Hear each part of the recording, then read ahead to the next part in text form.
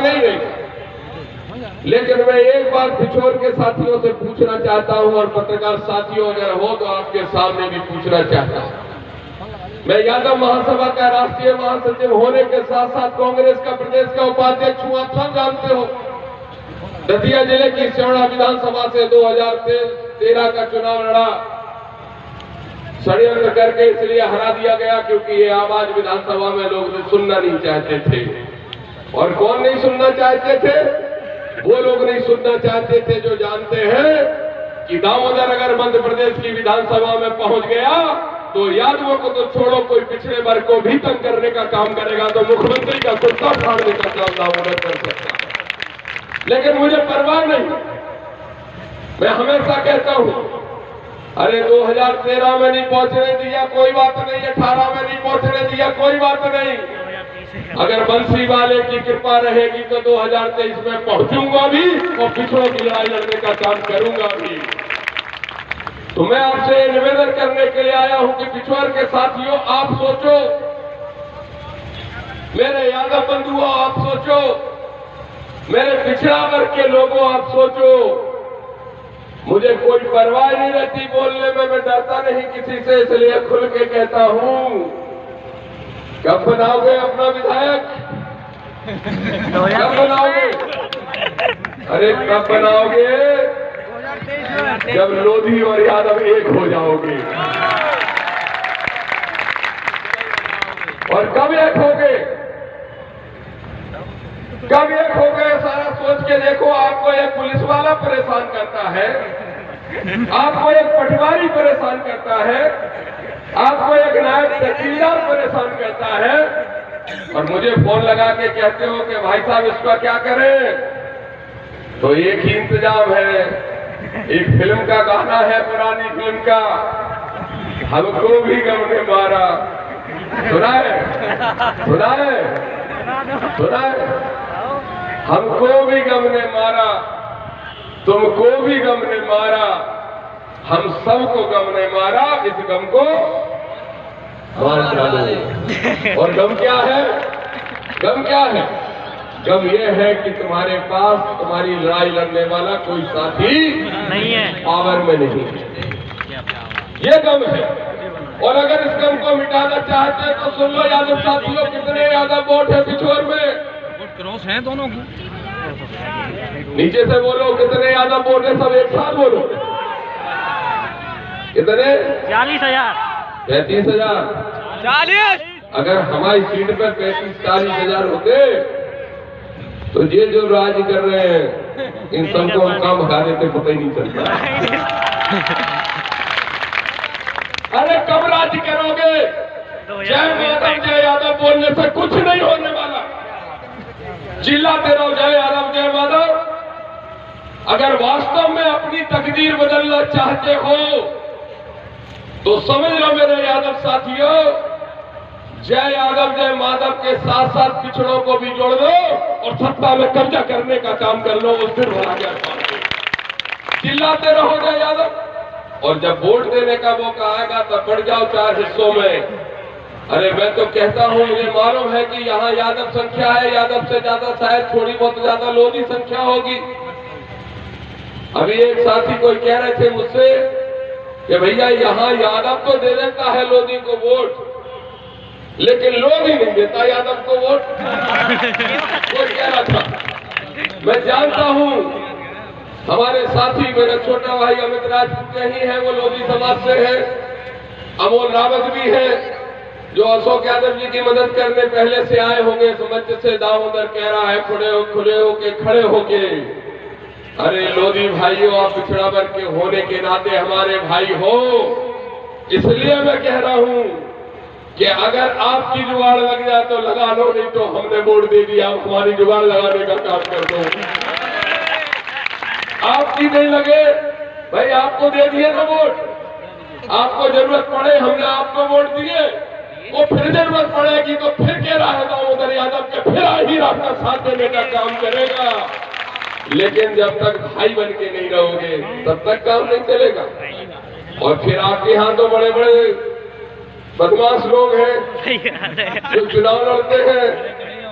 कौन लड़ते हैं? कौन?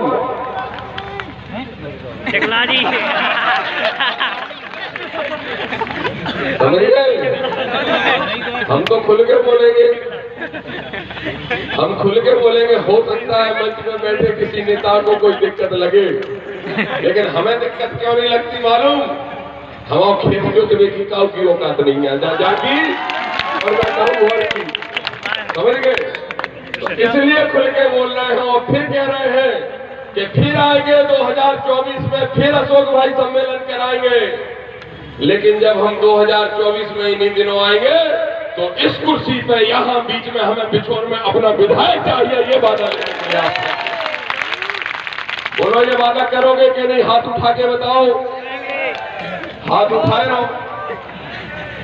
काय खिलाने हाथ उठाओ, बताओ जो विधायक खिलाने हाथ उठाओ। पक्का वादा?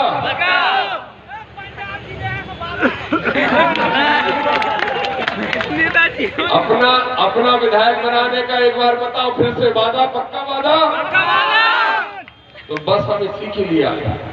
आप सोचो, हम भोपाल से भगते चले आ रहे, रास्ते में सैकड़ों जगह स्वागत हो रहा है, इसलिए लेट होते गए। मंडलोई जी भाई साहब जी थे साथ में, तो लेट तो जरूर होगा भाइयों, लेकिन एक बात को अगर तुमने वादा कर लिया आज, तो हमारे आने की मेहनत सफल हो जाएगी। और वो बात क्या है? आदरणीय पंजाब सिंह जी से एक बात जरूर कहूंगा और सभी आदमियों से कहूंगा, ये जो देश है ये संविधान से चलता है।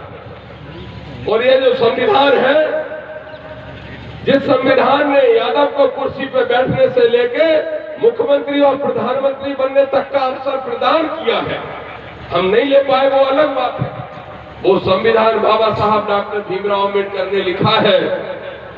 लेकिन समस्या ये है, पंजाब भाई कह रहे थे किसी जाति के लिए, मैं उस जाति को उस नाम से इसलिए नहीं बुलाता क्योंकि संविधान के अंदर उस नाम से बुलाने का एक अपराध माना जाता है, अपमान माना जाता है। लेकिन मैं ये जरूर कहूंगा, हमारे यादव भाइयों को ये पता होना चाहिए और समाज के हर वर्ग को ये पता होना चाहिए कि हरिजन शब्द भी नहीं बोलता है। हरिजन शब्द भी गैर संवैधानिक हो गया अब, और हरिजन शब्द गैर संवैधानिक हो गया। और जिस दिन मेरे हीरो, ये समझ लो भाइयों, जिस दिन लोधी और अहरवारों को साथ कर लोगे 25,000 से जीत जाओगे, किसी 25,000 वोट से जीत जाओगे। लेकिन समस्या क्या है मैं बताता हूँ क्या है, जो बीच में आ रही है। खड़े हो जाए, समस्या सुनो। समस्या क्या है? समस्या ये है कि यादव वैसे तो बहुत तगड़ा ठाकुर है, और ये समस्या इनके अशोकनगर जिले में और ज्यादा देखी मैंने। यादव वैसे बहुत तगड़ा ठाकुर है। यादव के बोलते ना, हीर को लठ क्या बड़ा जेल बात, हीर को लठी कलेक्टर होता है। लेकिन ये कहने की बात, अगर अहीर को वास्तव में ताकतवर बनना है तो विधानसभा में पहुंचना पड़ेगा, और विधानसभा में पहुंचने के लिए दलित वर्ग के, एससी वर्ग के और एसटी वर्ग के भाइयों को भी साथ लेना पड़ेगा। ये गांठ बांध लो आज। जैसे पंजाब सिंह जी कह रहे थे कि अखिलेश यादव बहुत अच्छे मुख्यमंत्री थे, फिर क्यों सत्ता से हट गए? तो उदाहरण देके कह रहे थे कि लोग दूध ले जा रहे हैं और महाराज को उन्होंने साइड नहीं दी। अब हम अपनी नजर से सही बात बताएं, हम बता रहे सही बात। मेरी नजर से सच्चाई ये है कि अगर उत्तर प्रदेश में अखिलेश दूसरी बार मुख्यमंत्री बन जाते तो प्रधानमंत्री के दावेदार हो जाते। सच्चाई ये, हमारे लोगों को गुंडागिर्दी करने के लिए बदनाम किया जाता है। मैं पूछ रहा हूं, गुंडागिर्दी कौन नहीं करते? हमारे लोग नहीं करते। आज हो रही है दतिया के अंदर गुंडागिर्दी, खुलेआम हो रही, और गुंडागिर्दी करने वाले लोग यादव जाति के नहीं हैं। उसके बाद गुंडागिर्दी कर रहे हैं, लेकिन कहीं कोई चर्चा नहीं हो रही है। और अगर यादव ने कहा उसे कायरे भी कह रही तो भी वहां पे एक एक्ट लग जाता कर रही। ये स्थितियां है कि नहीं है? तो बोलो, इन स्थितियों को बदलना है कि नहीं बदलना है? बदलना चाहते हो तो राजनीतिक रूप से जागरूक हो जाओ। और राजनीतिक रूप से कैसे जागरूक हो गए, बस एक उदाहरण दूंगा, लेकिन उसके बाद मंडलोई जी बोलेंगे सब भागेंगे तो नहीं, वादा करो कोई भागेगा तो नहीं। कहीं को सुने में ना आधे लोगों ने नहीं पूरे उठाओ, तुम्हें गंदा ही सो इसके बारे में, ठीक। तो और बोल दे 2 मिनट, कितने लोग चाह रहे हैं वो लोग भी बोले, मुझे आप 5 मिनट बोलते, 5 मिनट बोलते, हम तो यहाँ से अप्रूवल लेते हैं। अजय भाई यहाँ से अप्रूवल लेते हैं। तो अब एक बात सुन लो, कितना सुना रहा है आज भाषण देने के मूड में नहीं। हमारा चुनाव चल रहा था 2013 में, आदरणीय भारत सिंह जी भाई साहब, आप भी अभी निर्दलीय लड़े, वो 45,000 वोट ले आए थे हमारे प्रदेश अध्यक्ष। तो अभी हम जब 2013 में चुनाव लड़ रहे थे, आदरणीय महेश सिंह भाई साहब, राव साहब विधायक जी, तो एक किस्सा ये हुआ कि लाहौर विधानसभा लगी हुई है, लाहौर विधानसभा सेवड़ा से लगी हुई। जब वहां से हम लौट के आ रहे तो पंडित जी कहाँ बैठे थे, कहाँ गए पंडित जी, ये बैठे पंडित जी। वहां पर पंडित जी एक प्रत्याशी लड़ रहे थे सेवड़ा में, और पंडित जी ही एक प्रत्याशी लड़ रहे थे लाहौर में। जब सेवड़ा में पंडित लोग प्रचार कर रहे थे गाड़ी में बैठ के, तो वे सेवड़ा में तो उस पार्टी का कर रहे थे जो उनसे पंडित जी लड़ रहे। जैसे उदाहरण के तौर पर मान लो कि सेवड़ा में बीजेपी को कर रहे, झंडा लगाए। अब हम वहां से लौट के आए तो वो झंडा बदल रहे थे। मैंने कहा भैया महाराज लोगों का झंडा बदल रहे हो? बोले क्या क्या, लाहौर विधानसभा में जा रहे हैं। तो मैंने कहा लाहौर में क्या दिक्कत है? बोले वहां बीएसपी से लड़ रहा है, ब्राह्मण तो बीएसपी का झंडा लगा। मतलब समझ में आओ तो जोर की ताली बजाओ, समझ गए? मतलब क्या है, राजनीतिक समझबूझ पैदा करो, राजनीतिक समझबूझ पैदा करो। तुम्हारी पार्टी वही है जिससे तुम्हारा आदमी लड़ने का काम कर रहा है, उसका साथ देने का काम करो। यह समझ जिस दिन पैदा हो जाएगी उसी दिन अपने लोग राजनीति में आगे जाने का काम कर देंगे। और एक बात और कहूंगा साथियों, मैं देखता हूं किशोर में इतनी बड़ी संख्या यादवों की, मुझे समझ में नहीं आता बंटी भाई कि ऐसा क्यों होता है।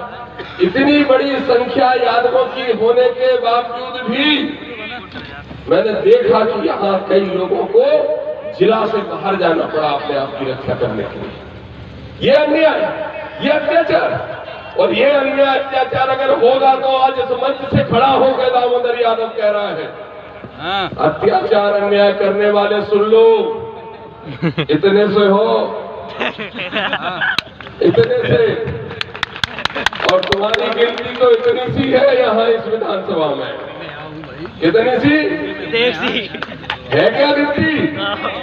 तो सुन लो, अन्याय अत्याचार करने वालों सुधर जाओ। अनाथ नहीं है ये यादव समाज, माना कि यहाँ मुलायम सिंह यादव पैदा नहीं हुए, उत्तर प्रदेश में हुए। माना कि लालू प्रसाद यादव यहाँ पैदा नहीं हुए, उत्तर प्रदेश में हुए। लेकिन मंच पर बैठा एक एक आदमी आज शपथ ले रहा है कि अगर पिछोड़ के एक यादव को भी आ जाए तो तुम जो इतने से हो तुम्हें धूल में मिलाने का काम करेंगे, इसलिए सुधर जाना। वैसे सुधर रहे हो, मैं पता है, खबरें भी कर रहे हो, और इसीलिए कर रहे हैं अरे जी क्योंकि हमारी यादव महासभा ताकत से खड़ी हो गई है। और इस मंच में बैठे यादव महासभा के नेताओं की तरफ से आपसे कहना चाहता हूं कि बिल्कुल पूरी ताकत के साथ लड़ाई लड़ना, अन्याय किसी पर मत करना।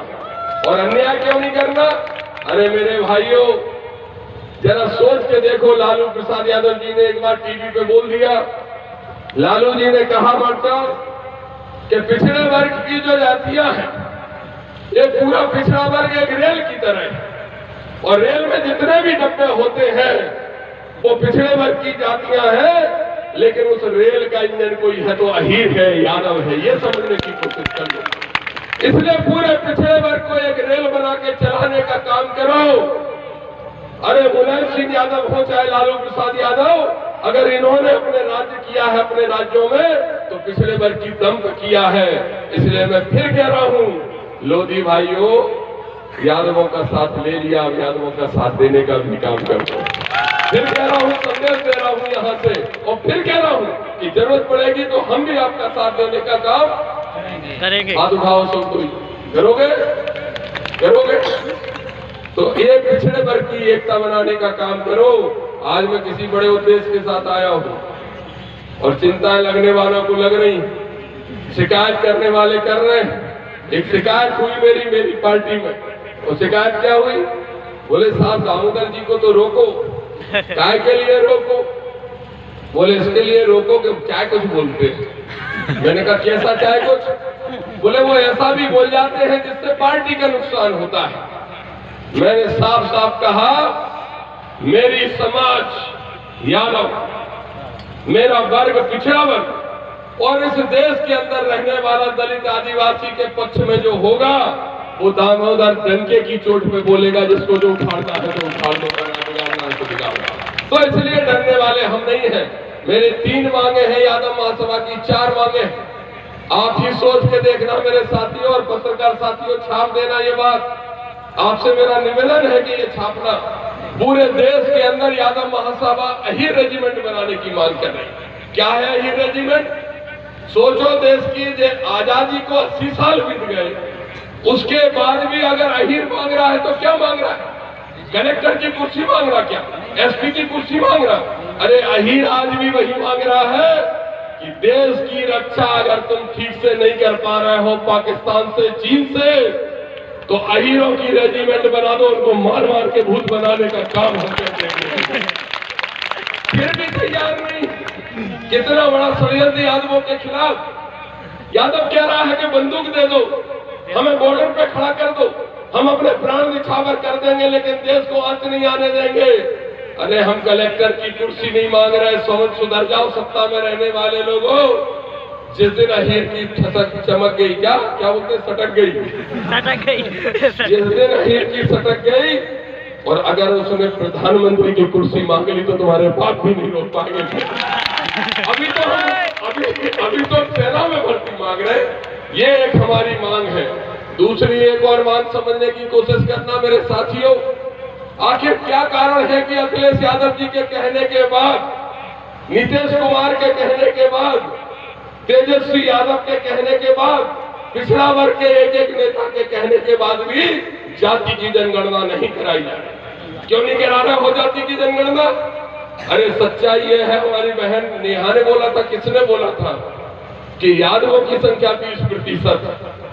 अगर यादवों की संख्या 20%, हम आज मंच से कह रहे हैं, कल कागजों में आ गई तो फिर यादव कितने निकलेंगे? 30 करोड़। अब बताओ, पिछोर में 30,000 यादव इनसे झेल नहीं रहे उनसे। अब अगर 30 करोड़ देश में निकला है, 30 करोड़ देश में निकला है तो किससे झेलेंगे? किसी से नहीं झेलेंगे, दिल्ली की गद्दी लेके रहेंगे। इसलिए जातिगत जनगणना नहीं करा। और इसलिए हमारी दूसरी मांग है कि जातिगत जनगणना होना चाहिए। एक और मांग है, सबसे महत्वपूर्ण मांग, और वो मांग क्या है सुन लेना मेरे साथियों यादवों, गुर्जर समाज के लोगों, कुशवा समाज के लोगों, पाल समाज के लोगों, केवट समाज के लोगों, सब सुन लेना। जरा सोच के देखो कि अंबेडकर से नफरत करना तुम्हें सिखाया गया, और क्यों सिखाया गया? बिल्कुल खुल के कह रहा हूं, इसलिए सिखाया गया ताकि तुम झूठे ठाकुर बने रहो, झूठे ठसक के ठाकुर। अब ठसक का ठाकुर क्या करता है? सरपंची जीत लेगा, जनपद जीत लेगा, जिला पंचायत जीत लेगा और विधानसभा और लोकसभा से उसे बाहर कर दिया जाएगा। तो असली पावर है कहां? क्या असली पावर जिला पंचायत और जनपद में है? अरे असली पावर तो भोपाल की उस विधानसभा के अंदर है, जहां बैठ के हम आपके हक में निर्णय कर सकते हैं, नियम बनाने का काम कर सकते हैं। लेकिन वहां ना पहुंचो आप। इसलिए क्या षड्यंत्र किया गया आपको पता है? जरा सोचो, मध्य प्रदेश के अंदर 230 विधायक बनते हैं। 230 विधायक में से आदिवासी भाइयों के लिए सीटें आरक्षित हैं। 230 में से दलित एससी वर्ग के भाइयों के लिए सीटें आरक्षित हैं। अहीर गुजरगढ़ या काछीने का भैया का नाकचोरे हमारे लिए सीट आरक्षित क्यों नहीं? बताओ, हमारे लिए सीट आरक्षित क्यों नहीं? एक तरफ तो मामा सुगवान क्या बोला जाता है कि हम पिछड़ा वर्ग के हैं, हम आरक्षित वर्ग के हैं। ना तो हमें तुम ठाकुर बनन दे रहे, बीच में लटका, ना हम ठाकुर बन पा रहे और ना हम एससी वर्ग के भाइयों में शामिल हो पा रहे, बीच में लटका दिया, पेंडुलम बना दिया। तो इसलिए इस मंच से मैं मांग करता हूं, और ये मांग पूरे देश में आदरणीय मंडलोई जी के नेतृत्व में हम करेंगे कि पिछड़ा वर्ग को भी जैसे एससी और एसटी वर्ग के लिए विधानसभा और लोकसभा में सीटें आरक्षित हैं, वैसे पिछड़ा वर्ग के लिए भी सीटें आरक्षित करने का काम करना चाहिए। इन मांगों को लेके हम निकले हैं, लेकिन एक सपना है गुलाम को आजाद कराने का। अब गुलाम तो कोई यहाँ है नहीं, तो यूं समझ लो कि सोए हुए को जगाने का। और अंत में एक बात कहूंगा, नाम नहीं लूंगा, मजबूरी है, मंच पे बैठे नेताओं से संबंध है इसलिए नाम नहीं लूंगा, लेकिन मेरा टिकट सिर्फ इसलिए कट गया था कि मैंने इसी किशोर में कह दिया था, अशोक नहीं गुना में कहा था सबसे पहले, सिर्फ इतना कह दिया था, नाम नहीं लूंगा। चिंता मत करो नेताओं मंच वाले, नाम नहीं लूंगा। सिर्फ इतना कह दिया था कि अगर इस लोकसभा में यादव 3 लाख है तो फिर यादव सांसद क्यों नहीं बनता, सिर्फ इतना कह दिया। और केपी यादव सांसद जी आप भी सुन लेना, बता भी देना उनके कार्यकर्ताओं को, जो भी साथी उनसे जुड़े हो, हम भी जुड़े हैं, हम भी कहेंगे केपी यादव हो, ब्रजेंद्र सिंह यादव हो या कोई भी हमारी समाज का नेता हो, ध्यान रखो, चाहे अशोकनगर हो चाहे शिवपुरी, आपको नेता आपकी समाज बना रही है, इसलिए सबसे पहले समाज का ऋण है, इसलिए समाज के लिए काम करना सबको करना चाहिए शुरू। और अंत में सिर्फ इतना कहूंगा, लास्ट बात कह के समाप्त करूंगा कि इतने 1% जिनकी संख्या नहीं, 1%, 2% जिनकी संख्या नहीं, उनने भोपाल में क्या किया देखा ना, समझ गए कि नहीं समझ गए? समझ गए? नाम नहीं लेते क्योंकि वो अपने नाम लेने लायक नहीं है। जिनकी 1-2% संख्या नहीं है, अगर वो भोपाल में सरकार को झुका सकते हैं, तो जैसा नेहा ने कहा कि हम 20% हैं, तो बताओ हम सरकार को झुका सकते हैं कि नहीं झुका सकते? तैयार हो सारे लोग? तैयार हो? तो सरकार को झुकाने के लिए आप कमर कस लो।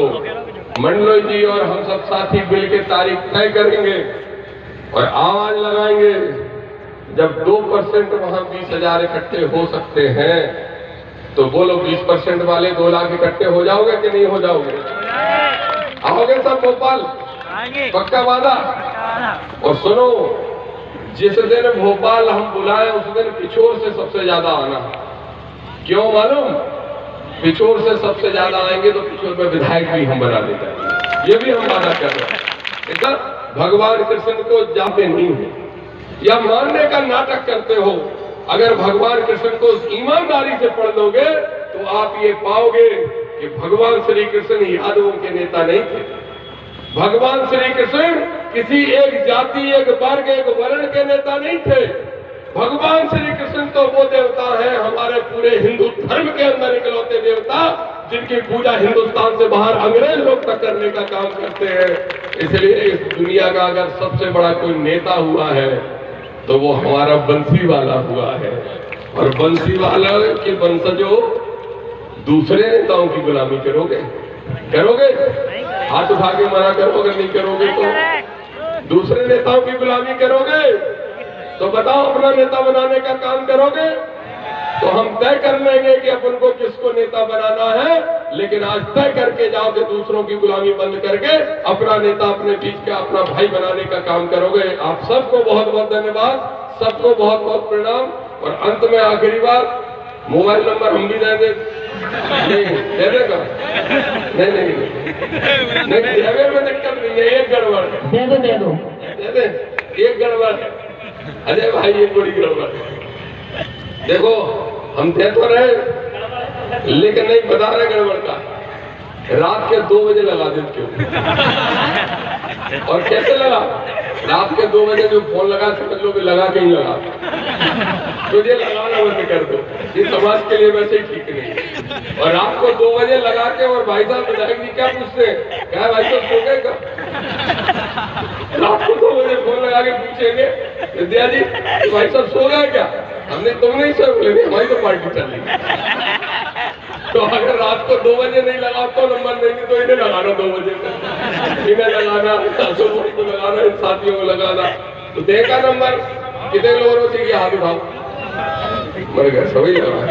चलो लिख लो, क्या नंबर है? 91 71 36 11 11। अंग्रेजी में बोले? अच्छा ये हाथ उठाओ, अंग्रेजी जानते हो सब? कितने लोग? नैना मोड़ा सब जाना तुम्हें जो टीवी चित्रहार देख रहे हैं आजकल। लिख लो 91 71 36 11 11। ठीक है। और जो नंबर का होता है आखिरी बात 1 लाइन में कह के अपनी बात खत्म कर रहे हैं, मुल्लू जी को सुनना है। जो नंबर जाके लाने दो कि जब कोई साड़ तुम्हें परेशान करे, पुलिस को साड़ होए, प्रशासन को साड़ होए, समझ गए? तो जब भी कोई तुम्हें साड़ परेशान करे और तुम्हें लगे कहीं से मदद नहीं मिल रही, तब हमें फोन लगाना, पहले इन्हीं को लगाना। और जब भी तुम हमें फोन लगाओगे, हम दतिया की दक्षिणी बमूर को मुचड्डा लठ लेके आए, बस साड़ को इंतजाम करेंगे तो काम। ठीक है, बहुत बहुत धन्यवाद।